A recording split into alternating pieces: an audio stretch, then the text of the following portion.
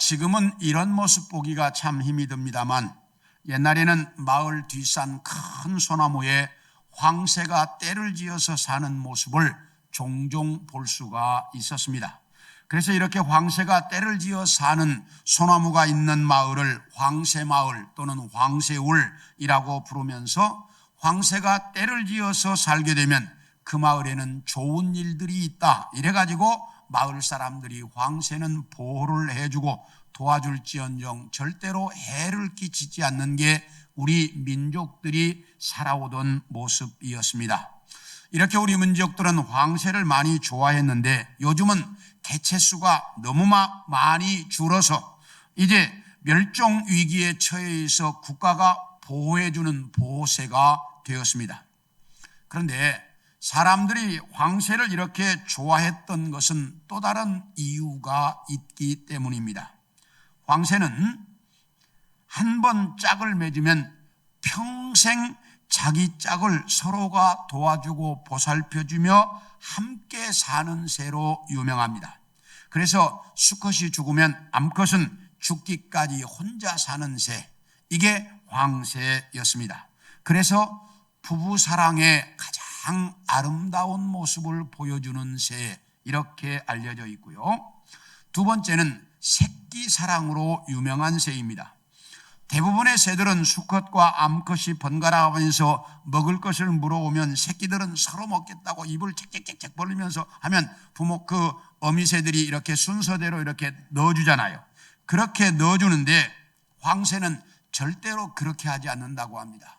황새는 어미새와 이제 수컷과 암컷이 이 먹을 것을 여기 가슴에다가 담아가지고 날아와서 두 마리가 함께 이 담아온 것을 딱 내놓은 것을 새끼들의 숫자로 딱 나눠가지고 똑같이 나눠준다는 거예요.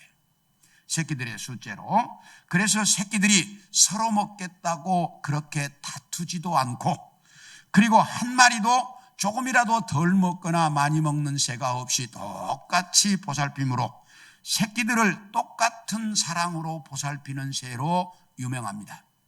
그리고 세 번째는 나이든 부모를 잘 돌보는 새로 유명합니다. 새끼가 자라서 어미 황새가 되면 나이가 들어서 활동이 어려워진 부모 황새들을 위해 먹을 것을 날라주는 새로 잘 알려져 있습니다. 그래서 옛날부터 황새는 효의 상징으로 우리에게 인식되어져 있는데, 이제 이 로마에서는 이 황새법이라는 것을 만든 적이 있다고 합니다. 다시 말하면 나이든 부모는 자녀가 의무적으로 돌봐야 된다, 이렇게 황새법이라는 것을 만들 정도로 황새는 이렇게 이제 효의 상징으로 인식이 되어져 있습니다. 이렇게 황새는 이성이 없는 동물이지만 부부사랑, 자녀사랑, 부모사랑을 다함으로써 이 땅에 있는 가장 아름다운 가정의 모델이 되는 새가 황새입니다. 그래서 사람들은 이 황새를 좋아했던 것입니다. 오늘부터 시작되는 5월은 가정의 달입니다. 가정의 달을 맞아 그 첫 번째 순서로 어린이 주일을 맞이했는데, 이 어린이 주일을 맞이해서 우리가 이 땅에 사는 날 동안 어떻게 살아야 땅에서 잘되고 장수하는 복을 누리며 살 수 있을까? 어떻게 살아야 땅에서 잘되고 장수하는 복을 누릴 수 있을까?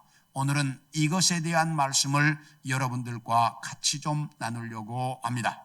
첫째, 주의 교훈과 훈계로 양육해라, 이렇게 말씀하고 있습니다. 우리 다 같이 4절을 보겠습니다. 시작. 또 아비들아, 너희 자녀를 노엽게 하지 말고 오직 주의 교훈과 훈계로 양육하라. 여기 보면 아비들아, 너희 자녀를 뭐 하지 말고? 노엽게 하지 말아라, 이렇게 말씀하고 있습니다. 이렇게 말씀하고 있는 이 에베소서가 기록될 당시 사회는 부모가 자녀를 죽여도 크게 문제가 되지 않는 시대였습니다. 그렇기 때문에 부모들이 자녀들을 자기들 마음대로 가르치고 자기들 마음대로 결혼시키고 자기들이 원하는 일을 가르치는 그런 시대여서 부모가 원하는 대로 자녀들을 교육시켜가는 그런 시대였습니다.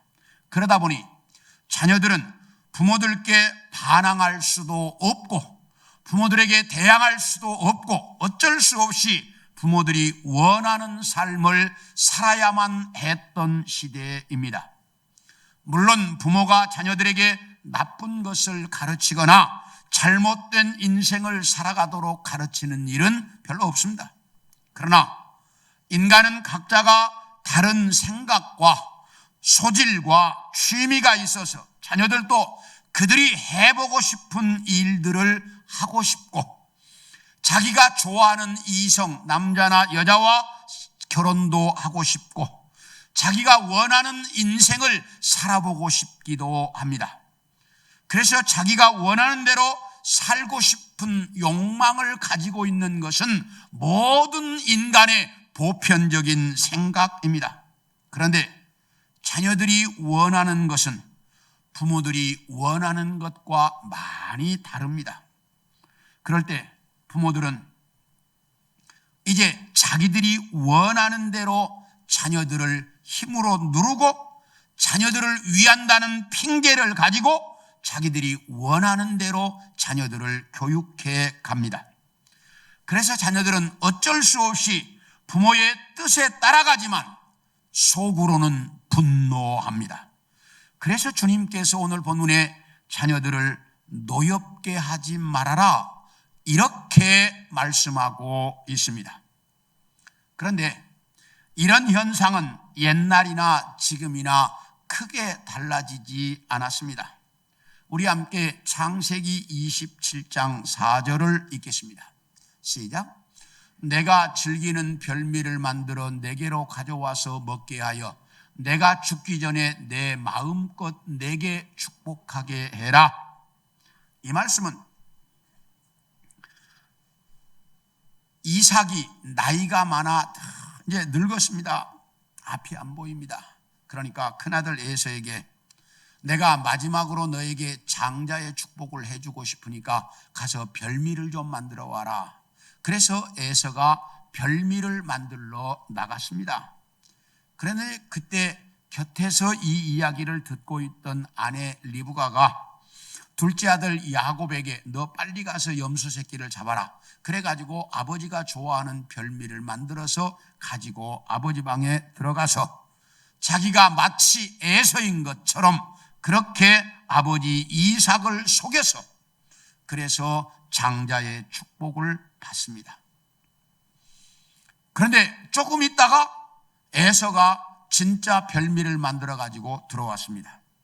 그때서야 이 아버지 이삭과 큰아들 에서는 둘째 아들 야곱에게 속았다는 것을 알게 됩니다. 그러나 장자의 축복은 한 번밖에 해줄 수 없는 것이었기 때문에 이미 야곱에게 다 해줘 버려서 에서에게는 해줄 수가 없었습니다. 그러자 이것을 알게 된 에서가 울면서 속으로 다짐합니다.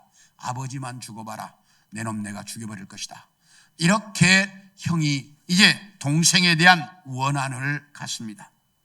이것을 눈치챈 어머니 리브가가 야곱을 자기의 친정이 있는 먼 나라 하란으로 보내버립니다. 이러므로써 야곱과 에서는 쌍둥이 형제이지만 멀리 떨어져서 수십 년을 살아야 했고 나중에도 원수처럼 그들은 인생을 살아가게 됩니다. 자, 그렇다면 쌍둥이 형제가 어떻게 이렇게 원수처럼 사는 사이가 될 수밖에 없었을까? 우리 창세기 25장 23절을 봅니다. 시작. 여호와께서 그에게 이르시되 두 민족이 내 태중에 있거나 두 민족이 내 복중에서부터 나누이리라. 이 족속이 저 족속보다 강하겠고 큰 자가 어린 자를 섬기리라 하셨더라. 이 말씀은 아브라함이 100살에 얻은 이삭이 이제 나이가 들어서 결혼을 했습니다. 결혼해서 자손이 귀한 집안이라 빨리 자식이 태어나기를 원했는데 쉽게 자녀가 태어나지 않습니다. 그러니까 이삭과 리브가가 하나님 앞에 정말 간절하게 기도했습니다. 그랬더니 하나님께서 이제 리브가가 이렇게 임신할 수 있게 해 주었습니다. 그래서 리브가가 임신을 해서 너무너무 좋은데 문제가 생겼습니다. 뱃속이 자꾸 조용하지 않습니다. 그래서 하나님 앞에 가서 기도했습니다. 그랬더니 하나님께서 리브가야, 네가 쌍둥이를 임신했다. 그런데 큰 자가 작은 자를 섬기게 될 것이다 라고 하나님께서 정확하게 이야기해 주었습니다. 그래서 이삭과 리브가는 작은 자, 동생이 아브라함의 가문을 이어갈 자가 될 것이라는 것을 뱃속에 있을 때부터 알았습니다. 그런데 두 아이가 태어나서 성장하는데 큰아들 에서는 상당히 활동적입니다. 그래서 사냥을 좋아하므로 사냥을 해서 짐승을 잡아오면 아버지 이삭은 고기를 좋아해가지고 그 에서가 사냥해서 잡아오는 고기를 먹고 너무 좋아합니다. 그러다 보니 큰아들 에서를 더 사랑하게 되었고, 둘째 아들 야곱은 아주 조용한 성격입니다. 그래서 밖에 나가는 걸 별로 좋아하지 않고 집안에 자주 있습니다. 어쩌면 이렇게 같은 배에서 나온 아이인데 성격이 다른지 모르겠어요. 저도 아이들을 길러보니까 다르더라고요. 이렇게 달라요. 그래서 이 야곱은 주로 집에 있다가 보니 어머니와 친해질 수밖에 없었고, 그러다 보니 어머니는 이 둘째 야곱을 더 사랑했습니다. 그래서 아버지는 큰아들 에서를 더 사랑하고 어머니는 둘째 아들 야곱을 더 사랑했습니다. 이런 현상은 가정에서 흔하게 볼 수 있는 일입니다. 부모가 자녀들을 똑같이 사랑하면 좋겠지만 살다 보면 어떤 자식은 더 사랑하고 어떤 자식은 덜 사랑할 때도 있습니다. 그래요, 안 그래요? 그렇습니다. 우리가 살다 보면. 그런데 이럴 때 특히 부모들이 조심해야 하는데, 이삭은 나이가 들면서 이런 분별력이 없어졌던 것 같습니다. 분명히 하나님께서 큰 자가 작은 자, 형이 동생을 섬기게 될 것이라고 뱃속에 있을 때부터 알려주었습니다. 그렇기 때문에 이 집안의 가문을 이어갈 자는 형이 아니라 동생 야곱이었습니다. 그러므로 이것을 알고 있는 아버지로서 형 에서에게 잘 설득을 하고 설명을 하고 난 다음에 둘째인 야곱에게 장자의 축복을 해 주었어야 정상입니다. 그런데 아버지 이삭은 자기가 더 사랑하는 아들 에서에게 자기 뜻대로 장자의 축복을 해 주고 싶었습니다. 그래서 별미를 만들어 오라고 말합니다. 어머니인 리브가는 하나님의 뜻을 알고 있었기 때문에 어떻게든지 작은 아들 야곱에게 장자의 축복을 받게 하고 싶었습니다. 그러면 어머니도 이것을 잘 남편을 설득하고 설득을 해서 이 문제가 이루어져야 되는데, 아버지와 큰아들을 속여가지고 장자의 축복을 가로챕니다. 물론 아버지와 어머니가 설명한다고 해서 큰아들 에서가 이해했을지 그건 잘 모르겠습니다. 그러나 최소한 동생 야곱과 원수처럼 살지는 않았을 것입니다. 그런데 아버지와 어머니가 자기들이 더 사랑하는 아들에게 가문을 이어가게 하려고 하다 보니 이렇게 쌍둥이 형제가 평생을 원수처럼 서로 못 죽여서 안달난 모습으로 살아가게 만들었다라는 사실입니다. 다시 말하면 부모들의 욕심이 자식들을 원수처럼 살아가게 만들었다라고 하는 사실입니다. 언젠가 모 언론기관에서 부모들에게 자녀들의 장래 희망에 관해서 설문조사를 해서 발표한 적이 있었습니다. 그 발표한 것을 보니까 부모들의 34%는 자녀들이 판사나 의사나 검사나 변호사나 교수 같은 전문직에 종사하는 자가 되기를 원했습니다. 그리고 부모들이 좋아하는 두 번째는 빌 게이츠와 같이 컴퓨터 전문가가 되기를 희망했고, 세 번째 9%는 예술가, 네 번째 6%는 슈바이처와 같은 사회봉사자, 다섯 번째 4%는 사업가가 되기를 부모들은 자녀들에게 원하고 있었습니다. 그런데 자녀들에게 너는 장차 커서 뭐가 될 거냐라고 설문조사를 했더니, 첫째 인터넷 게임 전문가, 두 번째 연예인, 세 번째 운동선수, 네 번째 컴퓨터 전문가, 다섯 번째 과학자였고 여자아이들은 1위가 교사였습니다. 이것을 보면 부모들이 원하는 것과 자녀들이 생각하는 것은 전혀 다르다. 부모들이 원하는 것 5가지 중에 한 가지도 자녀들이 원하는 건 없어요. 이렇게 다르다 보니 부모들과 자녀들 사이에는 장벽이 있을 수밖에 없고 부딪힐 수밖에 없다라는 사실입니다. 이렇게 부모와 자녀가 부딪히게 되었을 때 부모들은 자녀들을 위한다는 핑계로 힘으로 누르고 권위로 누릅니다. 그럴 때 자녀들은 분노한다라는 사실입니다. 그래서 자녀들이 분노하지 않도록 가르치고 싶은데 어떻게 하면 자녀들이 분노하지 않도록 가르칠 수 있을까? 오늘 성경이 뭐라고 이야기하냐? 주의 교훈과 훈계로 양육해라, 이렇게 가르치고 있습니다. 그래서 이 말을 우리가 잘 알아야 되는데, 여기 교훈이라고 하는 단어, 이 단어는 헬라어로 파이데이아라고 하는 단어인데, 이 단어를 성경은 교육, 훈련, 징계 이런 뜻으로 여러 군데서 다른 데서는 번역을 했습니다.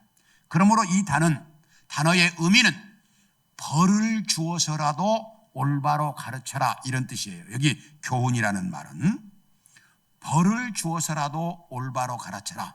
그다음에는 훈계라는 단어는 뉴데시아라고 하는 단어인데, 이 단어는 벌을 주라는 말이 아니에요.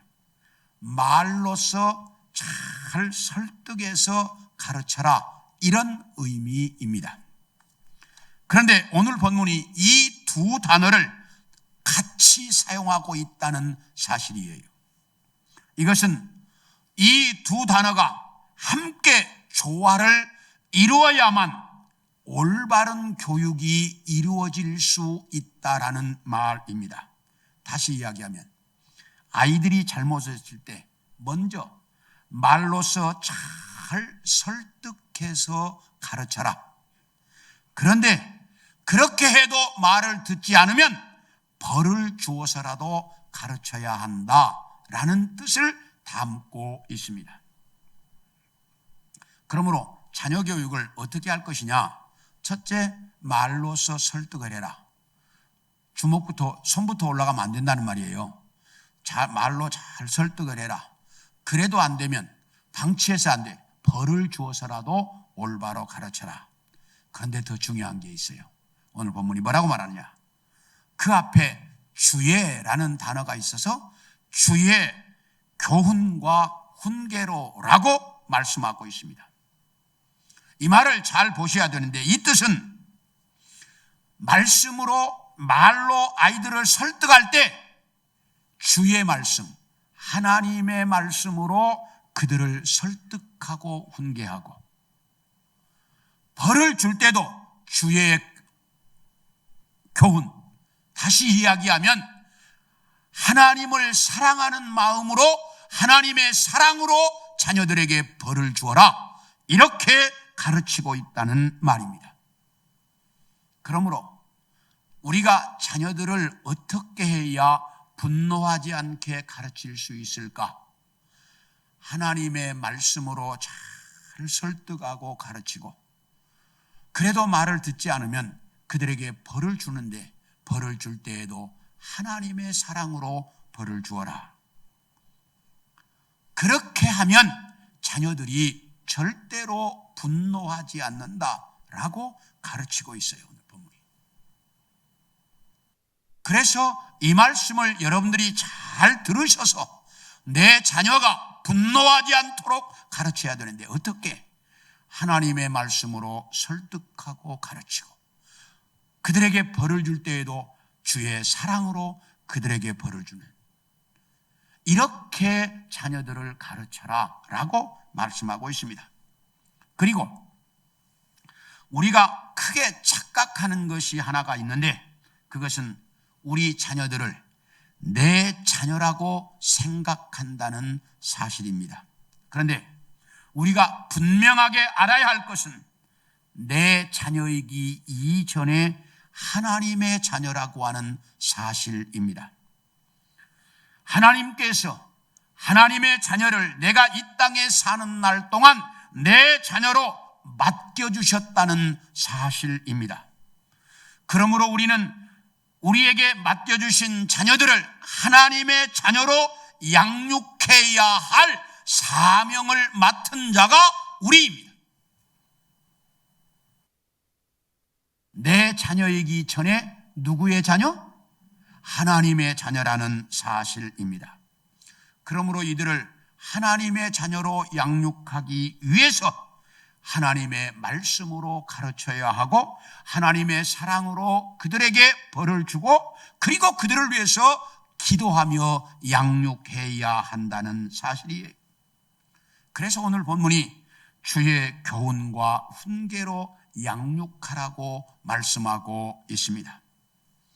사랑하는 성도 여러분, 내 자녀를 주의 교훈과 훈계로 양육해야 한다는 이 사실을 정확하게 알고 그렇게 자녀들을 양육하면 여러분과 자녀들이 땅에서 잘되고 장수하는 복을 누릴 수 있다라고 말합니다. 이렇게 자녀들을 가르치는 우리 성도들 모두가 되기를 축원합니다. 둘째로, 부모님을 공경해라, 이렇게 말씀합니다. 우리 함께 1절을 보겠습니다. 시작. 자녀들아, 주 안에서 너희 부모에게 순종하라, 이것이 옳으니라. 여기 좀 놔두세요. 자녀들아, 주 안에서 너희 부모에게 순종해라, 이 말을 사람들이 어떻게 이해하냐면, 믿지 않는 부모의 말은 안 들어도 된다라는 식으로 이해하는 사람들이 있고요. 또 어떤 사람들은 부모가 가르치는 말씀과 성경 말씀이 이렇게 일치하지 않을 때는 부모 말은 무시해도 된다라는 식으로 이해하고 있는데, 오늘 본문은 전혀 그런 뜻이 아닙니다. 이걸 똑바로 아셔야 돼. 많은 사람들이 그렇게 가르치고 그렇게 이해해요. 이것을 안 믿는 부모의 말은 무시해라, 그리고 부모가 가르치는 것이 성경과 위배될 때는 부모 말은 무시해도 된다, 이렇게 가르치는데, 이 본문의 의미는 전혀 이런 뜻이 아니라는 거예요. 그러면 이 본문의 의미가 뭘까? 에베소서 5장 22절을 보여주세요. 시작. 아내들이여, 자기 남편에게 복종하기를 어떻게 해요? 죽게 하듯 해라. 아내들아, 남편에게 복종하기를 죽게 하듯 해라 라고 말씀하는데, 여기서 가르치는 죽게 하듯이라는 뜻과 조금 전에 주 안에서 순종하라는 주 안에서가 같은 의미라는 거예요. 죽게 하듯과 주 안에서가 같은 의미라는 말씀이에요. 그러므로 우리는 부모에게 순종하기를 어떻게? 죽게 하듯 해라, 그런 뜻이에요. 이게 지금 부모에게 순종하기를 죽게 하듯 해라, 이 말이 안 믿는 부모의 말은 무시하고 부모의 가르침이 성경과 어긋날 때 부모의 말을 무시하라, 이런 뜻이 전혀 아니에요. 이거 가르치는 의미가 부모의 말을 죽게 하듯 해라, 순종해라. 우리는 이 말씀을 잘 들으셔야 합니다. 부모님의 말씀이 이치에 맞지 않고 설득력이 떨어지고 시대가 뒤떨어진 것 같아도 오늘 성경이 가르치는 말씀을 잘 들으세요. 부모의 말씀 앞에 어떻게 순종해라? 따라하십시오. 어떻게? 죽게 하듯 순종해라. 이 말씀이에요. 그래서 우리는 부모님께 순종하는 걸 주님께 하듯이 해야 한다. 자, 그 다음에 2절과 3절을 봅니다. 시작. 내 아버지와 어머니를 공경해라. 이것이 약속 있는 첫 계명이니. 3절. 이로써 네가 잘되고 땅에서 장수하리라. 여기 보면 내 아버지와 어머니를 공경해라, 이렇게 말씀하고 있는데 이 공경이라는 말의 의미가 뭘까? 우리 신명기 5장 16절을 봅니다. 시작. 너는 내 하나님 여호와께서 명령한 대로 내 부모를 공경하라. 그리하면 내 하나님 여호와가 내게 준 땅에서 내 생명이 길고 복을 누리리라. 자, 이 말씀은 하나님께서 이스라엘 백성들에게 주셨던 10계명 중에서 몇 번째 계명? 5번째 계명입니다. 부모 공경이 5번째 계명이에요. 5번째 계명입니다. 그런데 보편적으로 우리가 알고 있기를 1에서 4계명은 누구에 관한 계명? 하나님에 관한 계명. 그래서 하나님이 첫 번째 돌판에다가 1에서 4계명을 써서 모세에게 주었고 5번째 계명부터 10번째 계명은 누구에 관한 계명? 사람에 관한 계명이기 때문에 하나님이 2번째 돌판에다가 써서 주었다라고 여러분들이 지금까지도 들어왔고 알고 있고 이렇게 우리가 생각하고 있어요. 그런데 유대인들은 그렇게 가르치지 않아요. 유대인들은 1계명부터 5계명까지를 하나님에 관한 계명이다. 그래서 첫 번째 돌판에다가 써서 모세에게 주었고 6번째 계명부터 7번째 계명까지를 2번째 돌판에다가 써서 모세에게 주었다라고 유대인들은 지금도 가르치고 있습니다. 아니, 그렇다면 왜 그럴까? 이 5번째 계명이 첫 번째 돌판에 있었는지 2번째 돌판에 있었는지는 정확히 모르겠어요. 왜? 성경이 안 나타나니까. 이 5번째 계명이.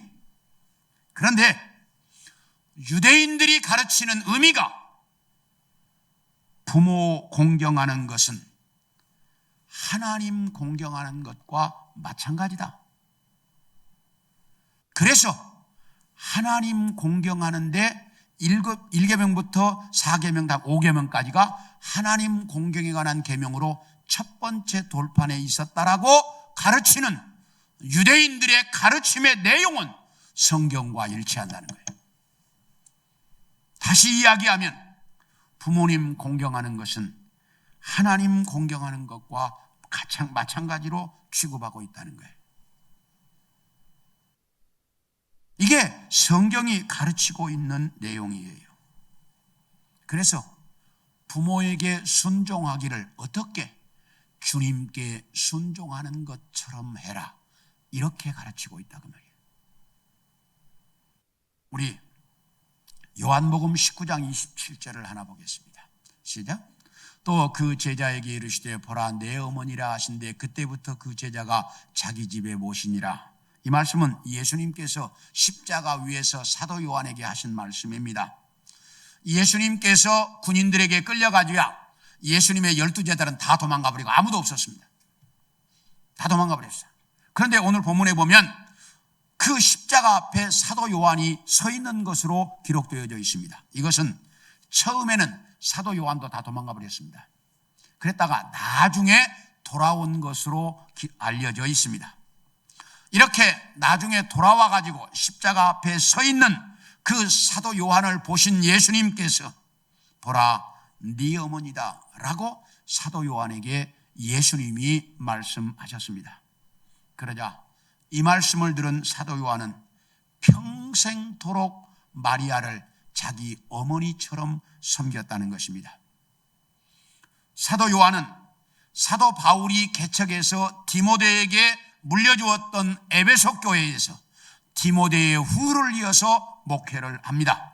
그런데 사도 요한이 에베소로 가면서 마리아를 모시고 갑니다. 그래서 평생토록 모셨는데, 그래서 지금도 에베소에 가면, 우리가 성지에서 에베소로 가는데 에베소에 가면 마리아가 살다가 승천했다는 마리아의 집터가 에베소에 남아 있습니다. 왜? 사도 요한이 평생을 거기서 어머니를 자기의 친어머니처럼 죽게 하듯 섬겼다라는 사실입니다. 우리도 부모를 공경할 때 어떻게 죽게 하듯이 해라, 이렇게 가르치고 있습니다. 그러므로 우리가 이 땅에서 부모를 섬기는 것을, 부모에게 순종하는 것을 누구에게 하듯? 주님의 말씀에 순종하듯 부모의 말씀에 순종해라. 마지막으로 약속 있는 첫 계명이다 라고 말씀하고 있습니다. 우리 2절을 봅니다. 시작. 내 아버지와 어머니를 공경하라. 이것은 약속이 있는 첫 계명이다. 아버지와 어머니를 공경하라. 이것이 약속 있는 첫 계명이다. 여기서 말할 때 약속이 무슨 의미냐면, 이 계명을 잘 지키면 네가 땅에서 복을 받고 장수할 것이다라는 그 잘 지킨 결과에 대한 내용이 붙어 있다는 말이에요. 그래서 약속이 있는 첫 계명이다라고 말씀합니다. 그래서 부모를 잘 공경하면 네가 땅에서 잘 되고 장수한다, 이 조건이 딱 붙어 있습니다. 거기에. 근데 10계명 중에 이 5번째 계명이 약속이 붙어 있는 첫 번째 계명이 아니라는 거예요. 10계명 중에 우리 출애굽기 20장 5절과 6절을 봅니다. 시작. 그것들에게 절하지 말며 그것들을 섬기지 말라. 내 하나님 여호와는 질투하는 하나님인즉 나를 미워하는 자의 죄를 갚되 아버지로부터 아들에게 3, 4대까지 이르게 하거니와 나를 사랑하고 내 계명을 지키는 자에게는 1000대까지 은혜를 베푸느니라. 이 말씀은 두 번째 계명은 우상을 섬기지 말라고 하는 계명을 네가 잘 지키면 땅에서 네 후손이 1000대까지 복을 받고, 네가 이 계명을 지키지 않으면 네 자손 3, 4대까지 벌을 받을 것이다 라는 내용입니다. 그러므로 약속이 붙어 있는 것은 10계명 중에 몇 계명이 첫 번째예요? 두 번째 계명이 첫 계명입니다. 약속이 붙어 있는 것. 그런데 왜 5번째 계명을 말씀하시면서 오늘 본문은 약속 있는 첫 계명이라고 말을 할까? 두 번째 계명이 분명히 약속이 붙어 있는데 왜 이렇게 말을 할까?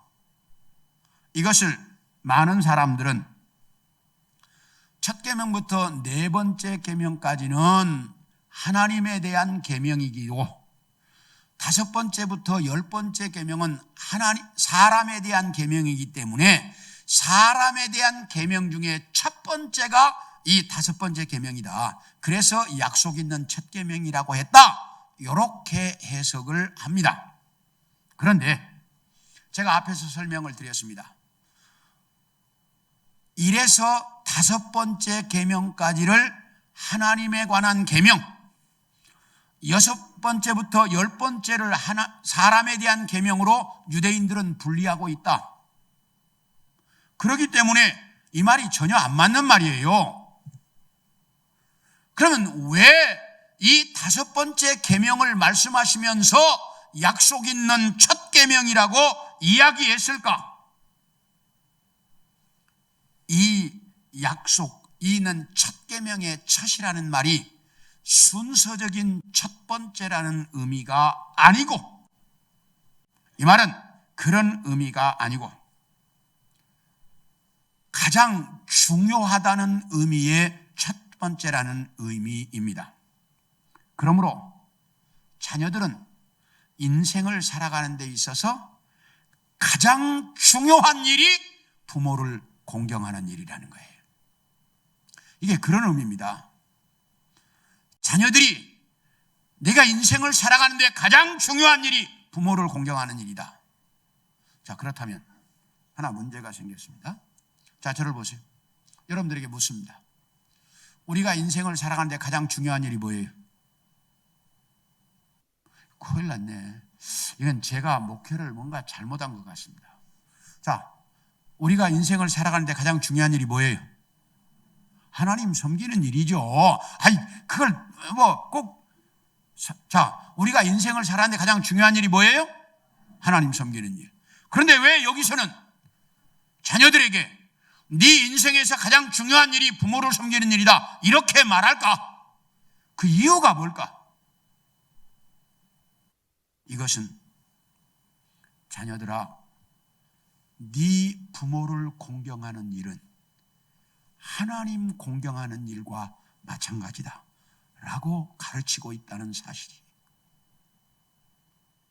이 말씀을 우리가 잘 보셔야 돼. 네 부모를 공경하는 일은 하나님 공경하는 일과 마찬가지로 중요한 일이다 라는 사실이에요.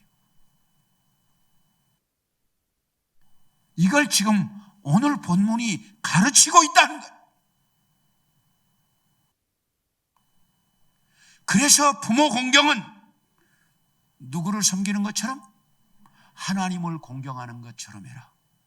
하나님 공경하는 것과 네 부모 공경하는 것이 동등할 정도로 자녀들에게 너희에게 중요한 일이다.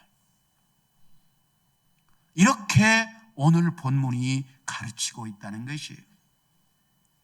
사랑하는 성도 여러분, 오늘 본문은 우리 부모를 공경하는 일이 하나님을 공경하는 일과 동등한 일이라고 가르치고 있습니다. 부모 공경은 이렇게 중요한 일이라는 사실이에요. 그래서 부모를 공경하는 사람들에게는 땅에서 잘되고 장수하는 복을 주겠다라고 말씀하고 있습니다. 부모를 섬기는 것이 힘이 들고 어렵고 시대가 가면서 자꾸 부모들과 동떨어지게 살려고 하고 부모와 남몰라라 하면서 살려고 하는 것이 오늘날 세상의 풍조인데, 성경이 가르치는 내용을 우리는 똑바로 알아야 돼. 하나님 공경하는 것과 부모 공경하는 것이 같은 일이라고 그렇게 가르치고 있는 이 성경의 내용을 우리는 똑바로 알고 정말 부모를 잘 공경하는 우리 성도들 모두가 되어질 수 있기를 축원합니다. 그러면 네가 땅에서 잘 될 것이라고, 장수할 것이라고 가르치고 있어요. 사랑하는 성도 여러분, 저는 원하기를 우리 성도들 모두가 자녀들을 가르칠 때도 죽게 하듯이 가르치고, 부모에게 순종할 때도 죽게 하듯 순종하고, 부모를 섬기는 일은 하나님을 공경하는 것과 마찬가지인 것을 알고 부모를 공경함으로 우리 성도들 모두가 다 이 땅에서 잘되고 장수하는 복을 누리며 살아갈 수 있기를 축원합니다. 이런 우리 모든 성도들의 가정이 다 되어질 수 있기를 축원합니다.